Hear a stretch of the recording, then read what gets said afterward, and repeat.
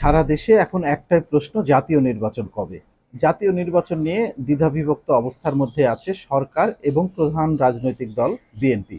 BNP গতকাল প্রধান উপদেষ্টার সাথে সাক্ষাৎ করতে গিয়েছিলেন এবং তাদের কয়েকটা এজেন্ডা ছিল। আমি এটা নিয়ে গতকাল একটা ভিডিও তৈরি করেছিলাম যে অন্যান্য এজেন্ডাগুলো আসলেই গৌণ এজেন্ডা। বিএনপির প্রধানতম এজেন্ডাই এখন হচ্ছে জাতীয় নির্বাচন এবং বিএনপি চাচ্ছে ডিসেম্বরের মধ্যে জাতীয় নির্বাচন। অপরপক্ষে সরকারের অবস্থান ভিন্নতর। গতকাল বিএনপির প্রতিনিধি দল প্রধান উপদেষ্টার সাথে দেখা করে ডিসেম্বরের মধ্যে নির্বাচন চাইলেও প্রধান উপদেষ্টা কিন্তু ডিসেম্বরের মধ্যে নির্বাচন হবে বা হবে না এই সংক্রান্ত কোনো কথাই বলেননি, তিনি শুধু শুনেছেন। তাদের সাথে সাক্ষাতের পরে প্রধান উপদেষ্টার প্রেস সেক্রেটারি শফিকুল আলম একটি সংবাদ সম্মেলন করেছেন, সাংবাদিকদের সাথে বিভিন্ন প্রশ্নের উত্তর দিয়েছেন, মতবিনিময় করেছেন এবং সেখানে তিনি স্বভাবসুলভ নানান ধরনের কথা বলেছেন। সেগুলো আমরা আসলে ধর্তব্যের মধ্যে নিচ্ছি না। একটি কথা যদি তার ওখান থেকে কোট করি, যে নির্বাচন হবে ডিসেম্বর থেকে জুনের মধ্যে, এর কোনো নড়চড় হবে না। তিনি বলেছেন ডিসেম্বর থেকে 30 জুনের মধ্যেই নির্বাচন হবে। 30 জুন ডেডলাইন, এই কাট অফ লাইনটা কোনোভাবেই ক্রস করবে না। ডক্টর মোহাম্মদ ইউনূস যেহেতু এক কথার মানুষ, তিনি যেটা বলেছেন সেটাই করবেন। বিএনপি কি এই ইস্যুটা মানতে যাচ্ছে যে 30 জুনের মধ্যে নির্বাচন হলে বিএনপি মেনে নেবে? মনে হয় না। বিএনপির অবস্থান কিছুদিন আগ পর্যন্ত একটু শিথিল থাকলেও এখন কিন্তু বিএনপি একেবারে হার্ড লাইনে চলে গেছে যে নির্বাচন, জাতীয় নির্বাচন আগে দিতে হবে। নির্বাচিত সরকার ছাড়া দেশ এইভাবে চলতে পারে না, এটাই তাদের এখন প্রধান বক্তব্য। বিএনপির নেতারা এও বলেছেন যে ডিসেম্বরের আগেও নির্বাচন দেওয়া সম্ভব।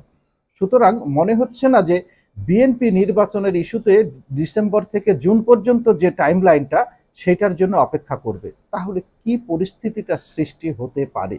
বিএনপি যদি এই হার্ড লাইনেই থাকে তাহলে সরকারকে দুটো কাজ করতে হবে, হয় ছেড়ে দিতে হবে, না হলে ডিসেম্বরের মধ্যে নির্বাচন দিতে হবে। না হলে দেশের রাজনৈতিক পরিস্থিতি কিন্তু প্রচণ্ড উত্তপ্ত হবে। আমাদের বিগত দিনের অভিজ্ঞতা কিন্তু এসব ইস্যু নিয়ে ভালো নয়। কিন্তু কথা হচ্ছে যে সরকার চাইলেই কি দিতে পারবে নির্বাচন? কারণ ডক্টর মোহাম্মদ ইউনূস অনেকবারই বলেছেন যে তিনি ছাত্রদের দ্বারা নির্বাচিত, অর্থাৎ ছাত্ররা তার নিয়োগকর্তা। উনি যে কোনো ইস্যু হলেই ছাত্রদেরকে ডাকেন এবং তাদের মতামত নেন। সার্বিক পরিস্থিতি বিবেচনায় ছাত্ররা কি এই মুহূর্তে জাতীয় নির্বাচনের পক্ষে? না।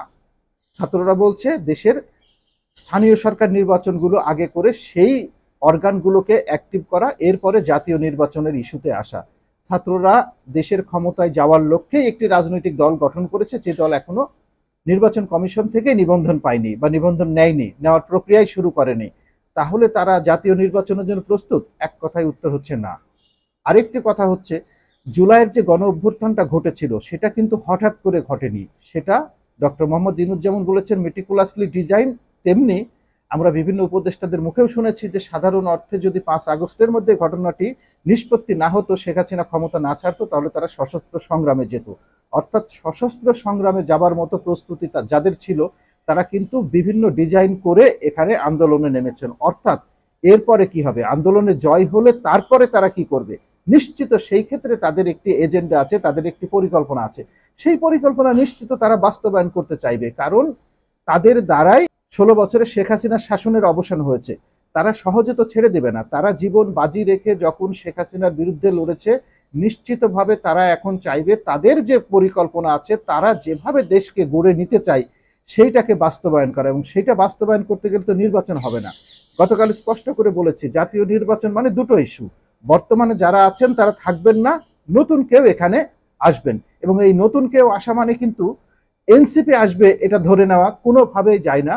দেশের আপামর জনতা থেকে শুরু করে বিশ্লেষকরা সবাই এক কথাই বলছেন যে নির্বাচন হলে বিপুল সংখ্যাগরিষ্ঠতা নিয়ে বিএনপি ক্ষমতায় আসবে, এবং বিএনপির সাথে তাদের এখন যে দূরত্ব এবং বৈরিতা সৃষ্টি হয়েছে, তাতে সহ অবস্থান বিএনপি ক্ষমতায় আসলে তাদের পক্ষে সম্ভবপর হয়ে উঠবে না। সুতরাং তাদের নিজেদের স্বার্থেই তারা এখন কোনোভাবেই জাতীয় নির্বাচন দেবে না। এখন দেখার বিষয় হচ্ছে তারা যদি নির্বাচন না দেয় এবং বিএনপি যদি ডিসেম্বরের মধ্যে নির্বাচনের দাবিতে অনড় থাকে, তাহলে দেশ অস্থির হবে এবং এই অস্থিরতার সুযোগ কিন্তু অনেকেই নেবে। সুতরাং বলা যায় যে ঈদ পর্যন্ত যে দেশের রাজনৈতিক পরিস্থিতি যাই হোক না কেন, ঈদের পরে দেশের রাজনৈতিক পরিস্থিতির ড্রামাটিক পরিবর্তন হবে, সেইটা শুধু অপেক্ষা করেন। ধন্যবাদ।